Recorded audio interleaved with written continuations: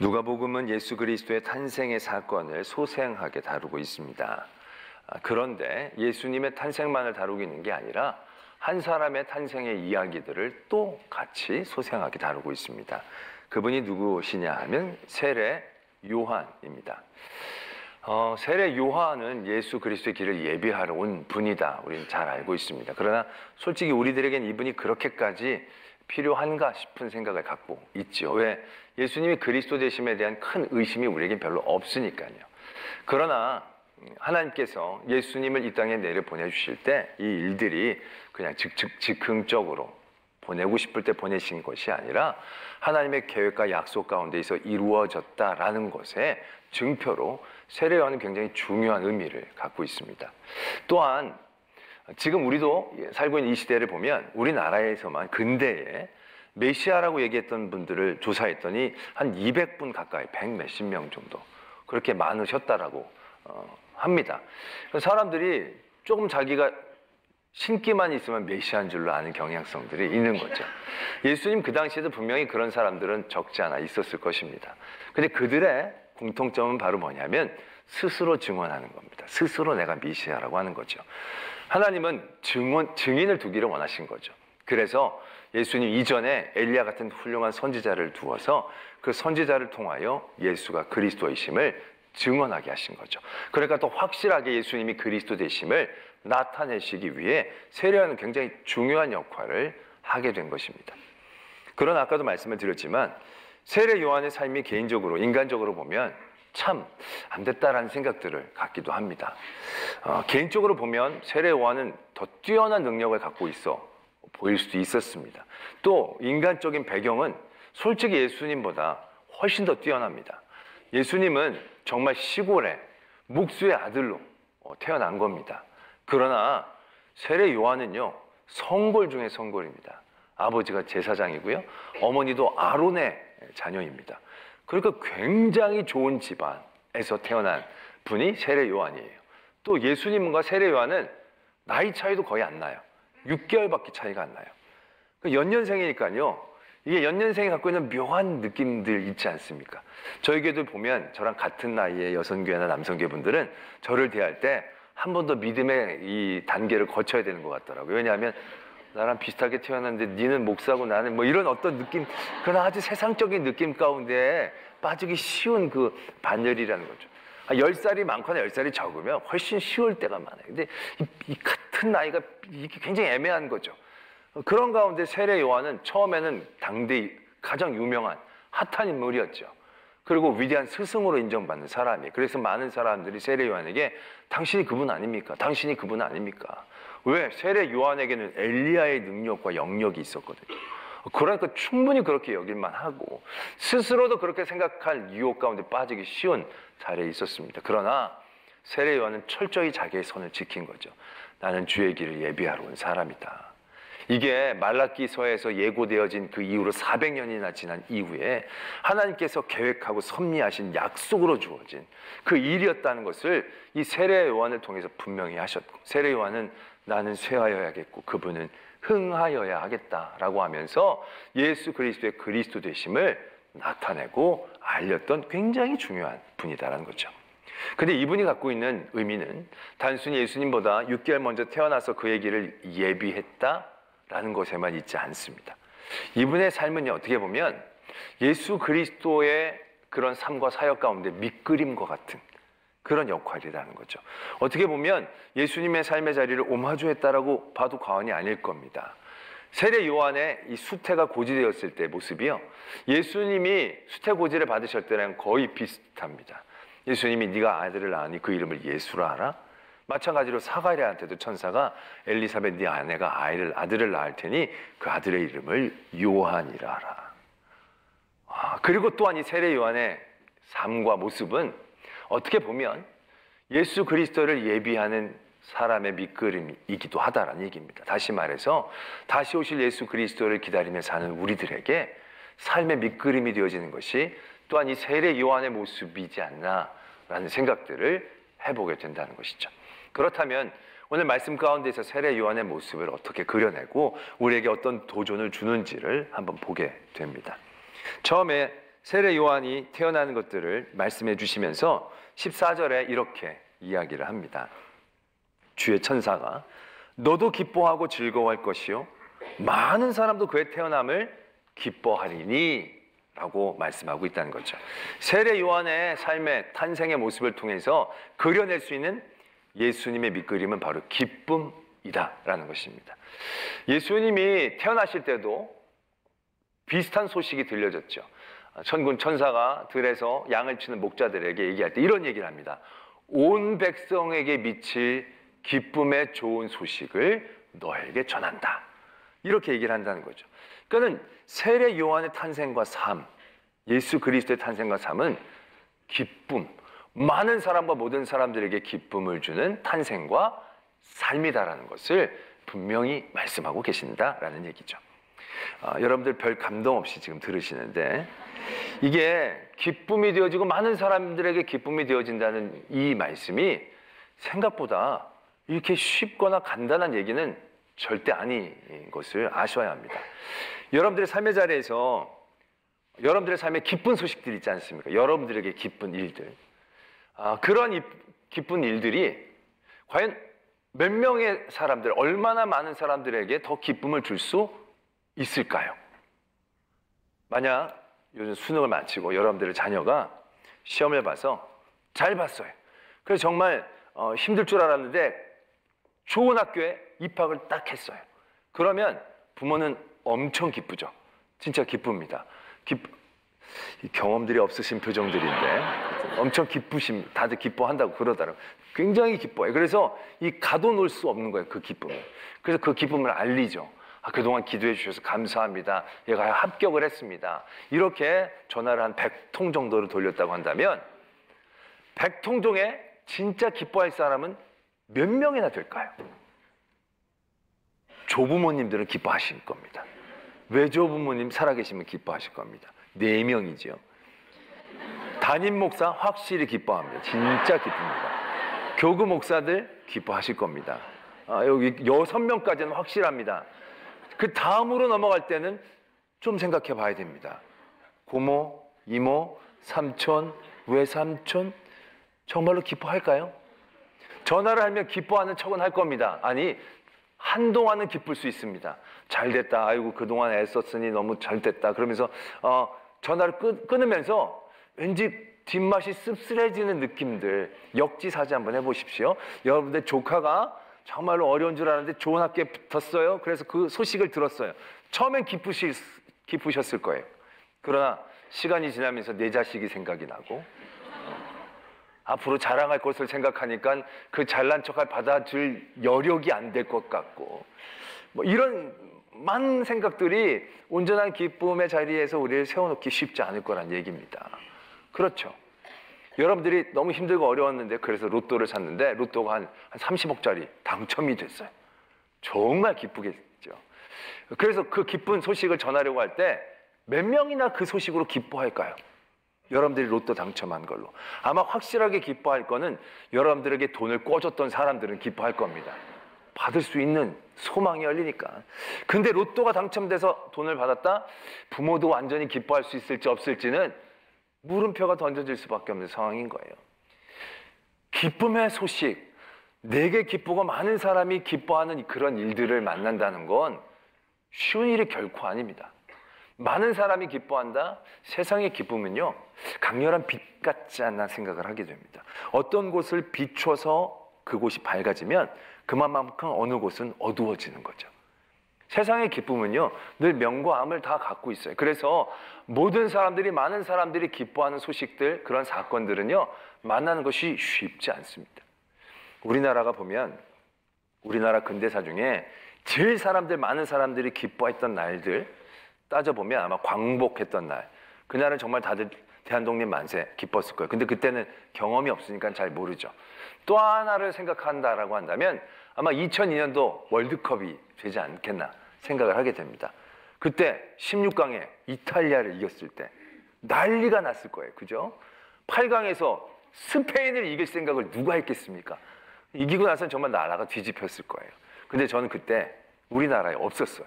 그때 공부를 하고 미국에 있었는데 다들 소식 들어보면 정말 거기 가고 싶다는 거죠. 근데 우리가 16강 이겼을 때 전 세계가 다 기뻐한 줄 아세요? 제가 이탈리아 사람 한 번 본 적이 있는데요. 나라를 잃은 표정을 짓고 있더라고요.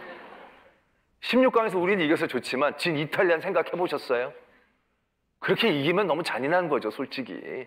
그 나라는 축구를 얼마나 잘했던 나라고, 마치 우리나라가 무슨 월드컵 예선에서 이런 특정 나라 이름을 대면 좀 그렇겠지만 무슨 싱가포르에게 졌다거나 그래서 떨어졌다고 생각해 보세요. 얼마나 우리가 그 사람들이 기뻐 날뛰는 만큼 더 깊은 슬픔 가운데 있게 되어지는 것이 세상의 기쁜 소식들의 모습이다라는 것입니다. 그런데 오늘 세례 요한의 탄생은 그런 명감이 별로 나타나지 않는 자리에서 일어난 거죠. 왜냐하면 사가랴가 정말로 불쌍하고 어려운 자리에 있었거든요. 그가 제사장이었는데 아이가 없었다는 얘기죠. 나이가 많이 들었음에도 아이가 없었다는 거예요. 제사장까지 다 됐는데 아이가 없다는 것은 그 시대에서는 굉장히 쉽지 않은 삶의 자리에 있다는 겁니다. 사람들은 아마 사가랴의 집을 보면서 늘 동정하거나 아니면 수군거리기 쉬웠을 것입니다. 그런 사가랴 가정에 세례 요한은 누구와 경쟁할 것도 아니잖아요. 누구보다 더 알을 많이 낳은 것도 아니고 정말로 밑바닥에 있는 그 가정에 하나님이 주 은혜의 자리이기 때문에 사가랴가 기뻐할 것뿐만이 아니라 많은 사람들이 기뻐해 줄 수 있는 상황 가운데에서 세례 요한이 태어났다는 겁니다.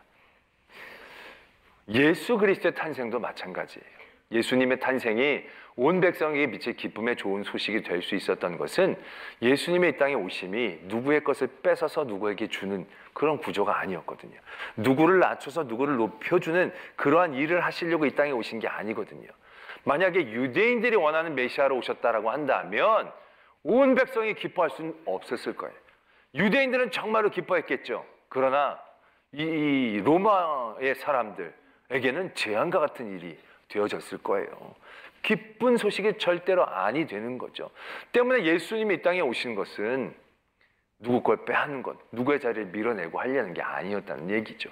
모든 사람들이 당하고 있는 그 어려움의 자리들, 한 명도 예외 없이 닥치고 있는 그 고통과 고난의 자리들, 죄와 죽음의 자리, 그 자리에서 그들을 건져내시기 위해 이 땅에 오셨기 때문에 예수님의 탄생이 모든 사람들에게 기쁨이 될 수밖에 없다라는 것에 대해서 우리는 분명히 기억해야 한다는 것입니다. 아울러 다시 오실 예수 그리스도를 기다리는 우리들의 삶의 자리도 이러한 모습이 그려져야 합니다. 우리가 그리고 바라는 그 기쁨이 나만의 기쁨이 되어지고 누구에겐가는 그늘과 어둠이 되어 눈물을 흘리게 한다라고 한다면 이건 우리가 누려야 될 기쁨의 모습은 아닐 것입니다. 우리의 기쁨은 나도 기쁘지만 많은 사람들이 기뻐할 그 일들을 향하여 기도하고 꿈꿀 수 있어야 한다는 것이죠. 예수님이 우리에게 주시는 기쁨, 또한 예수님이 우리가 나누어 주기를 원하는 그 기쁨은 누구의 것을 빼앗고 누구의 자리를 차지하고 누구 위에 올라가서 얻게 되어지는 그런 기쁨이 아니다라는 겁니다. 우리가 그러한 기쁨으로 하나님 앞에 영광을 돌린다고 생각하죠. 누구보다 올라가서 누구보다 더 많이 가져서 그러한 삶의 자리에서 많은 세상 사람들이 기뻐하느냐? 그렇지 않지 않냐는 거죠.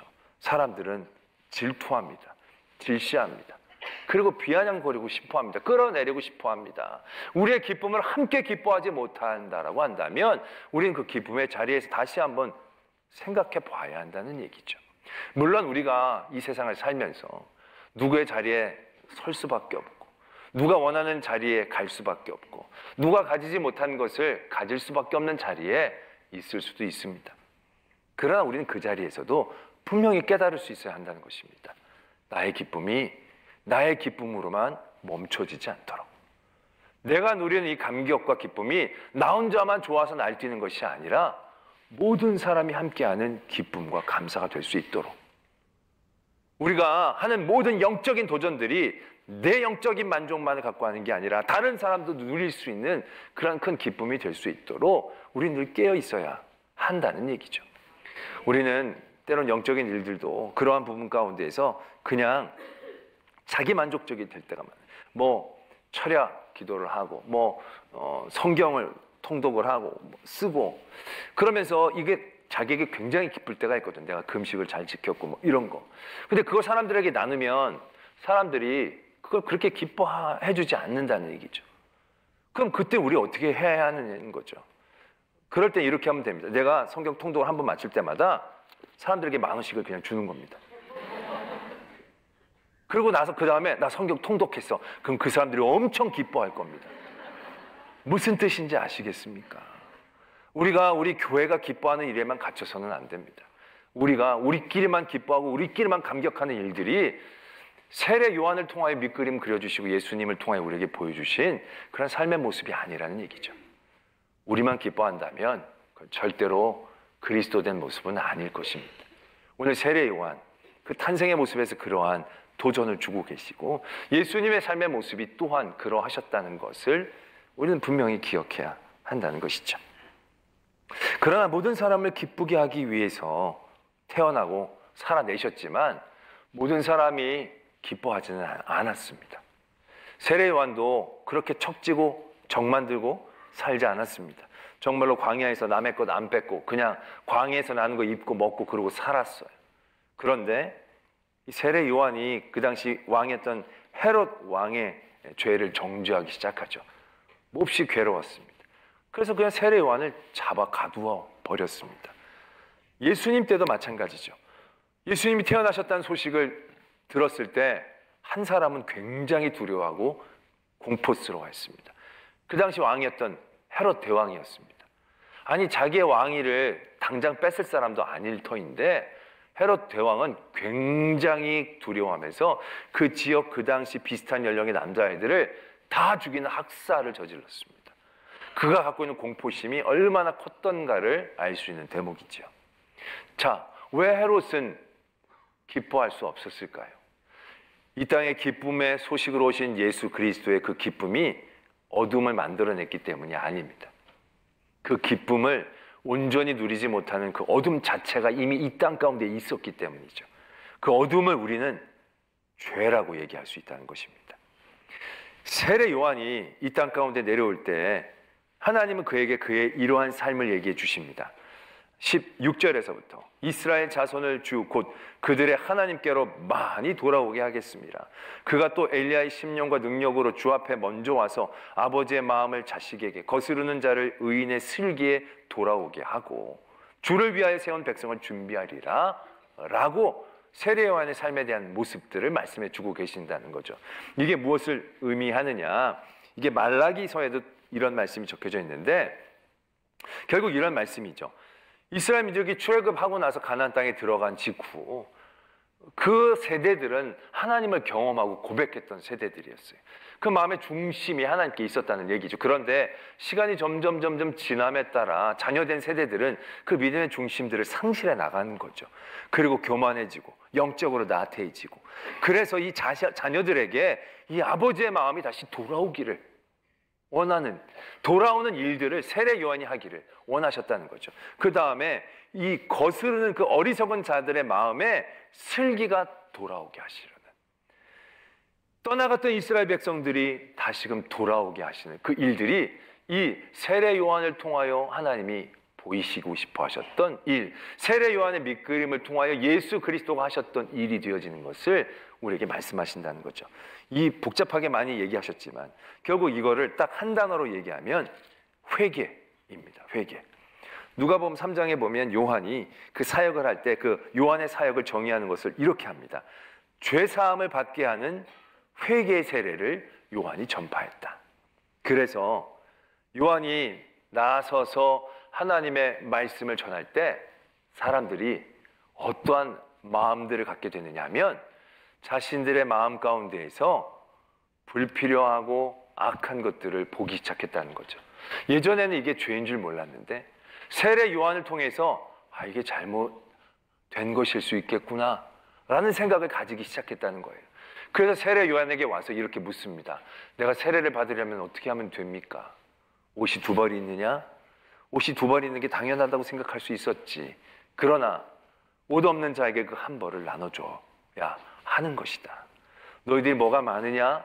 많은 것이 풍족한 것으로 그냥 당연한 걸로 알았지만 없는 이들에게 나누어 주어야 할 몫이라는 걸 봐야 한다라고 말씀하기 시작했다는 거죠. 세례들이 나옵니다.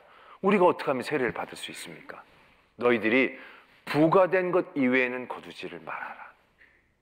군사들이 나옵니다. 우리가 어떻게 하면 세례를 받을 수 있습니까? 너희들 강탈하지 말고, 너희들의 이름으로 사람들을 억압하지 말고 받는 급료로 만족해라. 솔직히 그 이전에 세리는요, 왜 욕을 먹느냐면 부과된 것 이상의 것을 거두었기 때문에 욕을 먹는 거고요. 그걸 거두는 게 세리입니다. 그러니까 그 이상을 거두지 않으면 그건 세리가 아닐 수도 있는 그런 개념으로 살아왔던 거예요. 다 그렇게 했고 다 그렇게 하려고 그걸 하는 거예요. 그건 일상이었고요, 관례였어요. 죄라고 생각하지 않았던 거죠. 근데 세례 요한이 나타남으로 인하여 그들이 그것이 뭔가 아니다라는 생각들을 갖게 했다는 얘기죠. 군사가 된 건요, 힘을 발휘하기 위해서 그 힘으로 뭔가 사람들 앞에 가오잡으려고 사람들이 군사를 많이 한 거거든요. 근데 그걸 하지 말라라는 거예요. 당연한 것처럼 생각하고 그게 군사인데 라고 생각했던 모든 부분들이 아니다라는 걸 깨닫게 해주셨다라는 거죠. 그게 세례 요한의 삶의 모습이었다라는 얘기죠. 우리가 금요 온가족 기도회 때 지난주 금요일에 예수님이 사마리아 여인하고 대화를 나누는 말씀을 살펴보았습니다. 왜 예수님이 사마리아 여인과 얘기하셨을까? 그 사건의 전을 보면 예수님이 세례들을 사람들에게 많이 베풀고 바리새인들이 예수님의 인기가 세례 요한보다 더 많다는 것을 알게 되었습니다. 그 바리새인이 예수님이 인기 많다는 것을 안다라는 걸 예수님이 아셨어요. 그리고 나서 예수님이 어떻게 행동하시냐면 그들을 피합니다. 그들과 문제를 일으키고 싶어 하시지 않으신 거죠. 그래서 그들을 피해서 갈릴리 땅으로 올라가십니다. 근데 올라가시는데 그냥 가시는 게 아니라 사마리아 땅을 지나가세요. 사마리아 땅을 지나가시는데 거기서 우물물을 길러온 사마리아 여인에게 말을 건네세요. 이건 시비를 거는 거예요. 예수님이 그 여인에게. 그냥 가만히 있어야 되는 게 맞아요. 가만히 있어야만 돼요. 왜? 유대인은 사마리아인, 특히 사마리아 여인하고는 상종하면 안 되거든요. 말 시키는 자체가 문제거든요. 근데 예수님이 시비를 거시는 거예요. 정말 문제는 피하셨는데 여기에서는 왜 문제를 일으키고 계시려는가? 라는 생각들을 갖게 되는 거죠. 물 좀 달라고 했더니 여인이 놀랍니다. 나 사마리아 여자인데 유대인이 왜 말을 겁니까? 그때 예수님이 이렇게 얘기하시죠. 네가 물 달라는 사람이 누구인지를 알았더라면 생수를 달라고 했을 텐데. 그때 여인이 말하죠.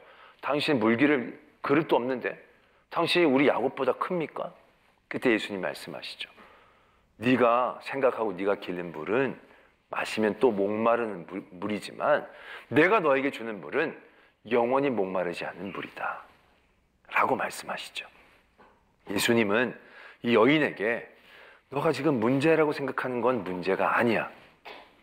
너희 마음속에 품고 거기로 괴로워하고 갈망하는 그것은 그렇게 생각보다 심각한 문제가 아니야. 근데 너희 지금 아무것도 문제라고 생각하지 않는 이 부분, 죄에 대한 부분, 이 부분이 얼마나 심각한 문제인지를 너희들이 알아야 돼. 그 문제가 문제됨을 밝혀내시기 위하여 예수님은 사마리아 여인에게 말을 건네시는 거예요. 하나님이 예수님이 바리새인들 비난하셨을 때 너희들이 하나님의 나라로 가는 문고리는 잡고 너희들도 들어가지 않고 다른 사람들 들어가지 못하게 하는구나 라고 책망하시는 대목이 있는데 우리들의 삶의 모습이 그것과 비슷하게 닮아가고 있지 않느냐는 거죠. 나도 들어가려고 하지 않아요. 그러면서 남들도 들어가지 못하게 하는 거예요. 사람들이 우리의 삶의 모습을 보면서 진짜 문제가 삶의 문제가 아니라 죄의 문제이구나라는 보지 않고 아, 믿는 사람들도 다 삶의 문제로 저렇게 애쓰는구나. 믿는 사람들도 돈 많이 벌려고, 건강하려고, 돈 많이 성공하려고, 다른 사람들 거 뺏으려고 그렇게 열심을 내는 거구나. 우리랑 크게 다를 바가 없구나 라고 생각하면서 정말로 그들이 바라봐야 할 심각한 문제를 바라보지 못하게 하는 삶을 살고 있는 것은 아닌지 오늘 우리는 우리를 바라봐야 한다는 거죠. 그래서 세례 요한이 태어날 때 그에게 나시린의 삶을 요구하시죠. 포도주나 독한 술을 마시지 말라는 거죠. 왜? 세례 요한의 삶을 바라보면서 사람들이 자기가 비춰지기를 원하는 거죠. 그 거룩하고 구별된 삶을 통해서 아, 저렇게 살아야 되는 거구나. 저렇게 살 수도 있는 거구나.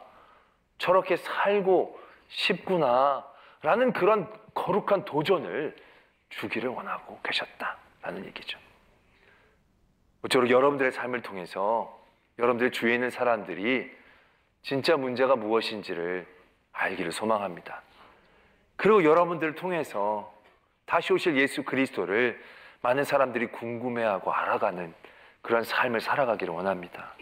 예수 그리스도의 오심을 준비했던 세례 요한처럼 우리의 삶도 다시 오실 예수 그리스도를 맞이하고 그 길을 예비하여 많은 사람들에게 빛처럼 그들의 어두움을 비춰 이게 문제인지를 깨닫게 하고, 그러나 그들을 부끄럽게 하려는 게 아니라 그들을 다시금 위로하고 세워서 다시 오실 예수 그리스도를 기쁨으로 맞이하는 일들 가운데 세례 요한처럼 쓰임받는 저와 여러분들이 되어지기를 소망합니다.